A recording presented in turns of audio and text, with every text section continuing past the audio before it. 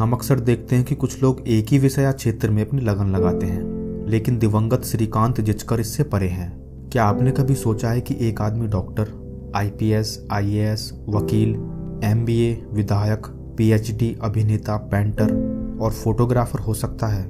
इसका उदाहरण है श्रीकांत जिचकर। ये वो व्यक्ति हैं जिनका भारत के सबसे अधिक शिक्षित व्यक्ति, the most qualified person of India के रूप में लिम्का बुक ऑफ रिकॉर्ड्स में दर्ज है।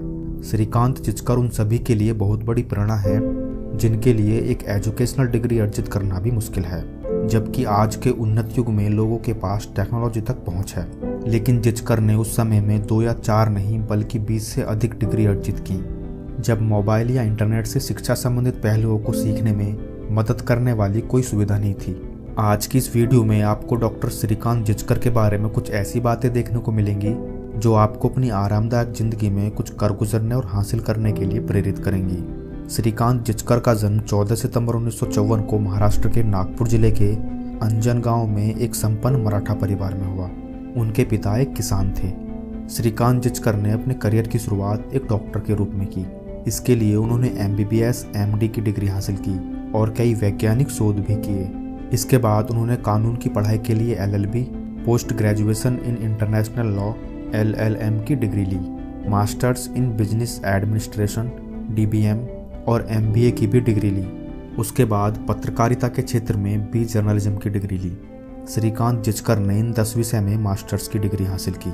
एमए इन लोक प्रशासन, एमए नागरिक शास्त्र, एमए अर्थशास्त्र, एमए संस्कृत, एमए इतिहास, एमए इंग्लिश साहित्य, एमए दर्शन शास्त्र, एमए राजनीतिक शास्त्र, एमए प्राचीन भारतीय इतिहास, संस्कृति ऑफ लेटर्स, एमए मनोविज्ञान और संस्कृत में डॉक्टर ऑफ लेटर्स की डिग्री हासिल की। यह डिग्रियां उन्होंने सन 1972 से 1990 के बीच 40 से अधिक यूनिवर्सिटी परीक्षाएं देकर उनमें से 20 डिग्रियां ही हासिल कर पाए।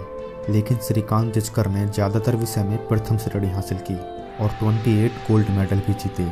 श्रीकांत जिचकर ने महज 24 साल की उम्र में 1978 में सिविल सर्विसेज परीक्षा दी, जिसमें उन्हें आईपीएस यानी इंडियन पुलिस सर्विस विभाग मिला। लेकिन उन्होंने आईपीएस ज्वाइन नहीं किया और फिर से 1980 में सिविल सर्विसेज परीक्षा दी। इस बार उन्होंने आईएएस की परीक्षा पास की, लेकिन 4 महीने बाद ही इन्होंने आईएएस के पद से इस्तीफा दे दिया, जिसके बाद उन्होंने चुनाव लड़ने का फैसला किया और सन 1980 में महज 25 साल की उम्र में अपनी योग्यता के दम पर महाराष्ट्र असेंबली एमएलए बनकर सबसे कम उम्र में एमएलए बनने का रिकॉर्ड कायम किया।